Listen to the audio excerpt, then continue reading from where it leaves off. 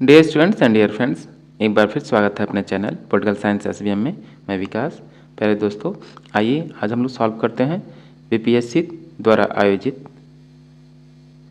जो 7th phase की teacher recruitment है, और उसमें जो आपका एसएसटी जो सिविक्स या पॉलिटिकल साइंस का क्वेश्चन पेपर है उसको हम लोग सॉल्व करते हैं, क्योंकि ऑलरेडी हम लोग पीजीटी पॉलिटिकल साइंस के प्रैक्टिस सेट को सॉल्व कर रहे हैं।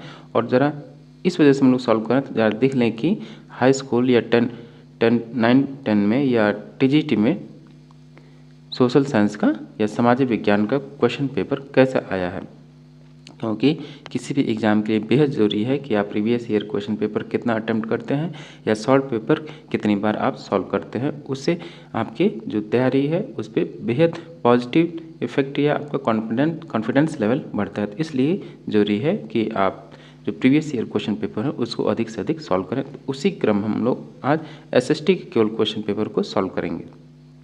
तो आइए सॉल्व करते हैं।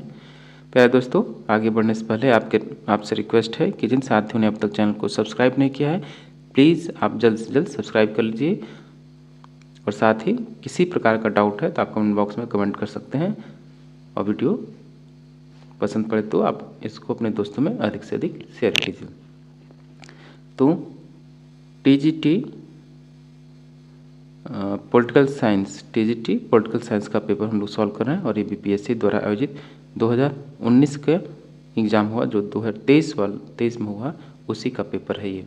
तो आइए देखते हैं पहला क्वेश्चन कि भारत के संविधान की प्रस्तावना किस देश से ली गई है। तो आपको पता है कि भारतीय संविधान की जो प्रस्तावना है यूएसए के संविधान से प्रभावित है। तो चूंकि इसमें यूएसए है नहीं, अमेरिका है नहीं, तो इसलिए इसका आंसर ऑप्शन ई होगा, उपयुक्त में से कोई नहीं।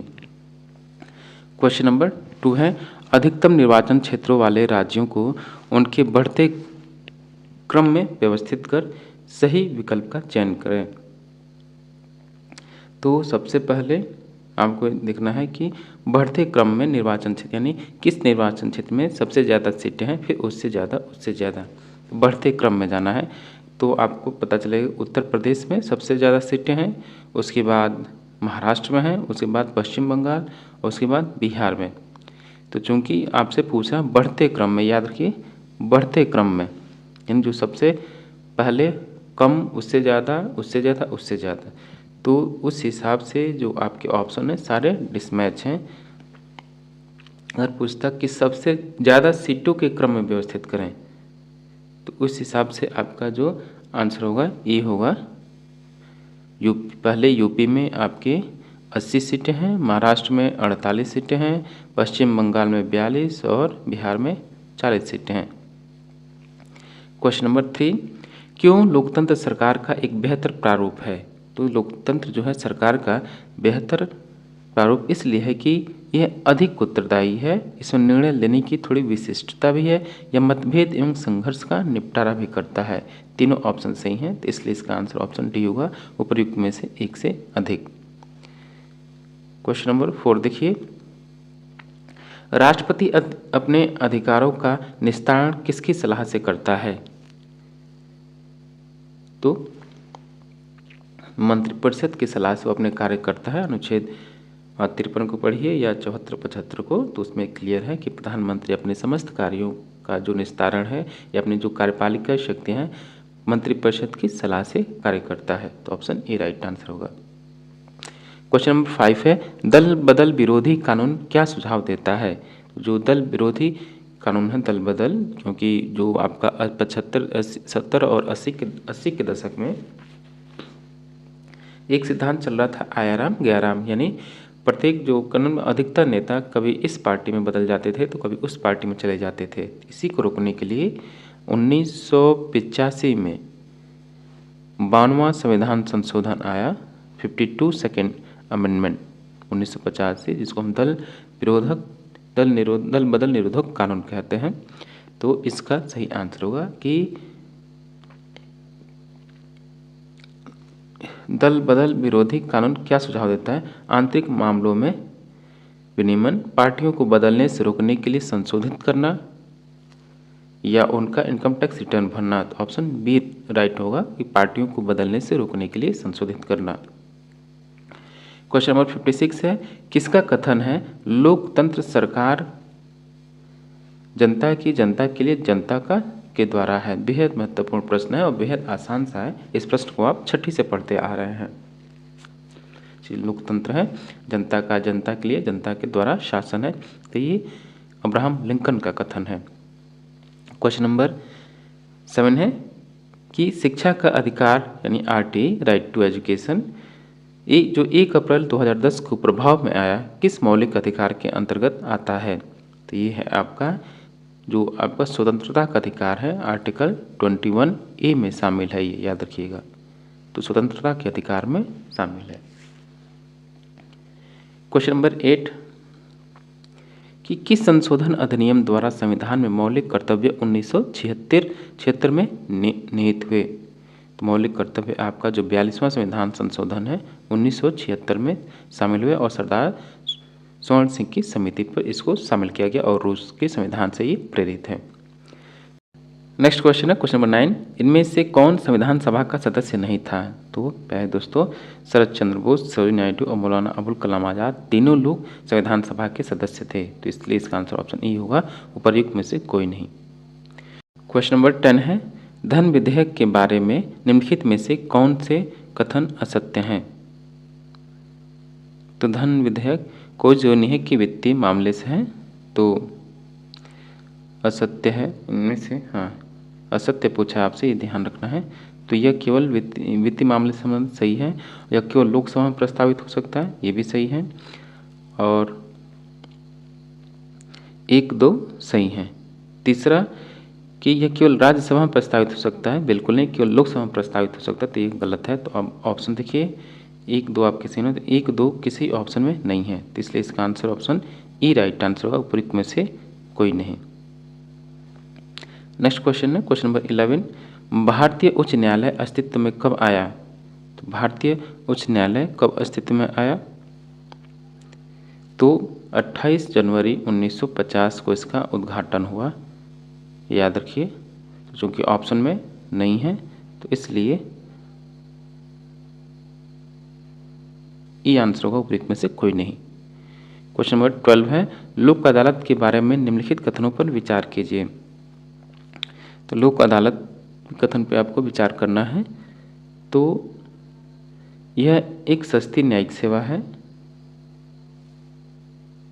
या यह एकल पेशे पर विवाद निवारण करता है, यह त्वरित न्याय देता है, या यह एक सर्वोच्च न्यायालय है। गलत है। तो इसमें से आपका जो सही होगा कि यह एक सस्ती न्यायिक सेवा है, एकल पेशी विवाद पर ध्यान देता है ये, और यह त्वरित न्याय देता है, और सेवानिवृत्त जज लोक अदालत चलाते हैं। ये कथन भी सही है। तो आपका 1, 2, 3, 4 यानी ऑप्शन सी राइट आंसर होगा।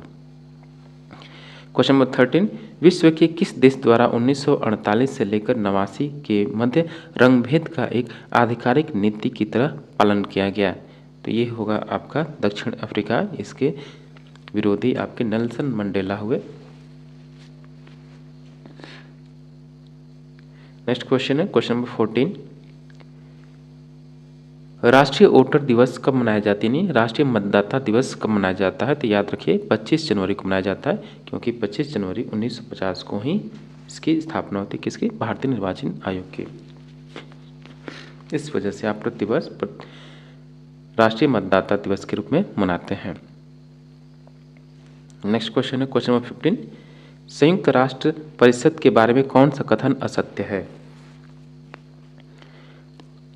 तो इस परिषद में 15 सदस्य देश हैं, जिनमें से 5 स्थायी और 10 का चुनाव सामान्य सभा द्वारा प्रत्येक 2 वर्ष की अवधि के लिए होता है। सही है। प्रत्येक स्थायी सदस्य के पास वीटो है, ये कथन भी सही है।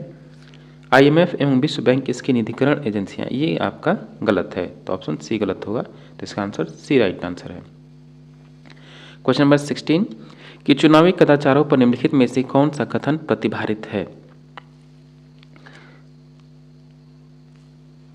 तो सत्तारूढ़ दल द्वारा सरकारी मशीनरी का दुरुपयोग ये कभी हो जाता है, करते ही ये लोग। वोटर को धमकाने में अत्यधिक धन का प्रयोग संभवतः सही हो सकता है, गलत भी हो सकता है। दल गठबंधन द्वारा लोक समर्थन का विश्वास, ये भी सही है। तो इसका आंसर होगा जो चुनावी कदाचार पर निम्नलिखित में से कौन सा कथन प्रतिभारित होता है। इसका आंसर बीपीएससी ने ई बताया है, तो ऑप्शन ई राइट आंसर होगा। क्वेश्चन नंबर 17, मंडल आयोग ने 1980 में अपनी रिपोर्ट में सरकारी नौकरियों में सामाजिक एवं शैक्षणिक तौर पर पिछड़े वर्गों को कितने प्रतिशत आरक्षण की संस्तुति प्रदान की। तो इसका आंसर होगा 27%, ऑप्शन ए राइट आंसर है। क्वेश्चन नंबर 18 है, कौन सा मौलिक अधिकार संविधान का हृदय एवं आत्मा कहलाता है। ध्यान से पढ़िए इसको। समानता का अधिकार, धार्मिक स्वतंत्रता का अधिकार या सांस्कृतिक एवं शैक्षणिक अधिकार। आपसे पूछा गया है कौन सा मौलिक अधिकार संविधान का हृदय एवं आत्मा कहलाता है। तो जो अनुच्छेद 32 है इसको डॉक्टर भीमराव अम्बेडकर ने संविधान की आत्मा एवं हृदय कहा है, तो ऑप्शन है नहीं, तो इसलिए इसका answer option E right answer होगा, कोई नहीं। 19, कौन सा अधिकार अल्पसंख्यकों के प्रति विशेष है।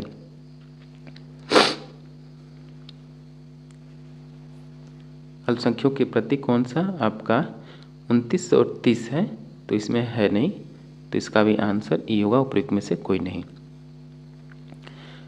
नेक्स्ट क्वेश्चन है क्वेश्चन नंबर 20, संविधान सभा के बारे में क्या सही नहीं है। तो पहला देखिए, इनमें से 300 से अधिक सदस्य थे,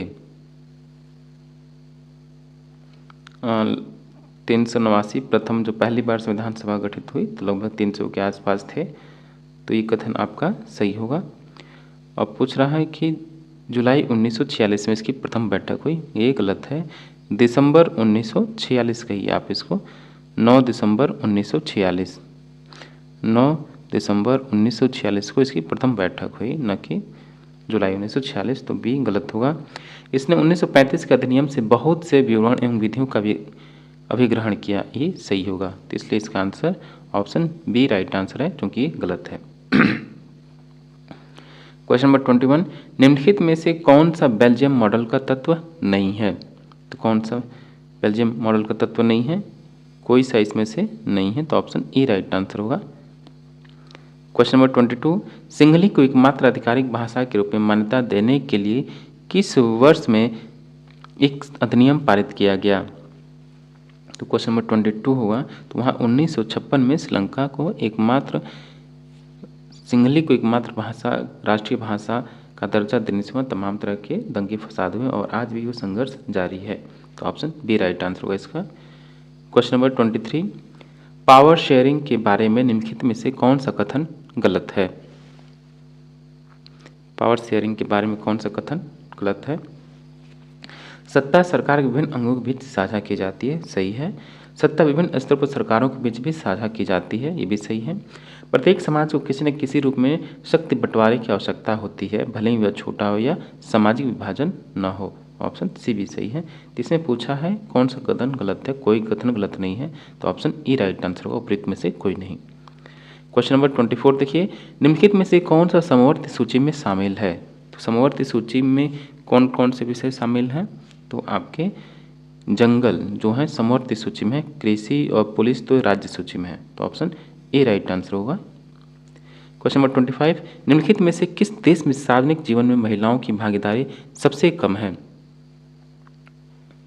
तो ये आपका चीन होगा, ऑप्शन सी। नेक्स्ट क्वेश्चन है क्वेश्चन नंबर 26 कि समान पारिश्रमिक अधिनियम 1976 क्या प्रदान करता है। तो ये सभी लिंगों के लिए समान वेतन की बात करता है, ऑप्शन बी राइट आंसर होगा। नेक्स्ट क्वेश्चन है क्वेश्चन नंबर 27, महात्मा गांधी कहा करते थे कि को राजनीति से कभी अलग नहीं किया जा सकता। तो कहते थे कि धर्म को राजनीति से अलग नहीं किया जा सकता था, और धर्म और राजनीति को मिश्रण के रूप में देखते थे, संगम के रूप में देखते थे। क्वेश्चन नंबर 28 है, लोकतंत्र के बारे में निम्नलिखित में से कौन सा कथन सही है? कौन सा कथन सही होगा लोकतंत्र के बारे में? कि लोकतंत्र अक्सर ज़रूरतों को विफल करता है और लोगों की मांगों को अनदेखा कर देता है। संभवतः ये सही है। और लोकतंत्र भ्रष्टाचार रहित, ऐसा आप नहीं कह सकते। लोकतंत्र अनियमित है, ये भी नहीं कह सकते। सही कथन ये होगा। क्वेश्चन नंबर 29 है, निम्नलिखित में से कौन सी भूमिका राजनीतिक दलों द्वारा नहीं निभाई जाती है? कि वे देश के लिए कानून बनाते हैं, सही है। एक पार्टी दूसरी को सरकार बनाने के लिए सहयोग करती है, भी सही है। उनके विचार और मत समान हो सकते हैं सभी मुद्दों पर, बिल्कुल नहीं, ये गलत है। तो ऑप्शन सी राइट आंसर होगा।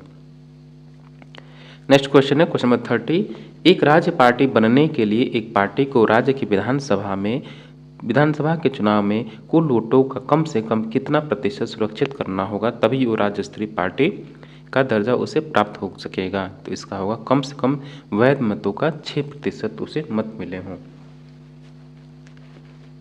क्वेश्चन नंबर 31 है,